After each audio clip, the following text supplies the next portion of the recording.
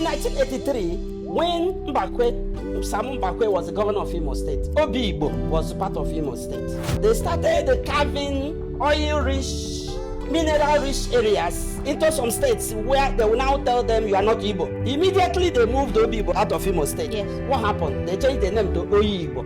Mbakwe had to cry. Mbakwe said something.